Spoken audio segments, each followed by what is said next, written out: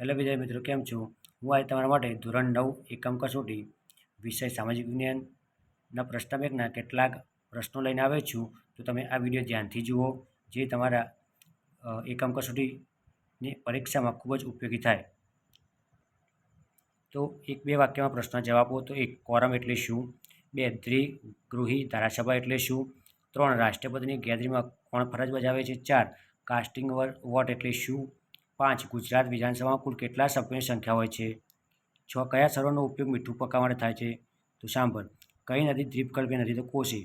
કોઈ પર્વત કે ઉચ્ચભૂમિ નદીઓના વહેણને એકબીજાથી અલગ કરે તેને શું કહેવાય? તો જળ વિભાજન.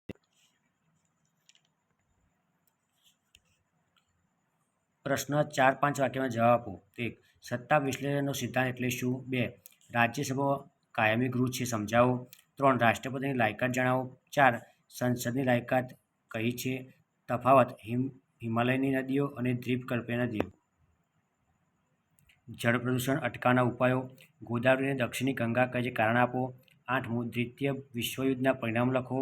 9, દ્વિતીય વિશ્વયુદ્ધ ઉદ્ભવવા માટેના જવાબદાર પરિબળોની ચર્ચા કરો. તો આ હતો ધોરણ 9 સામાજિક વિજ્ઞાનના પ્રશ્ન બેંકના કેટલાક આઈએમપી પ્રશ્નો. જો તમને આ વિડીયો ગમ્યો હોય તો આ ચેનલને સબસ્ક્રાઈબ કરો. આ વિડીયો તમારા મિત્રો સાથે શેર કરો. જય હિન્દ.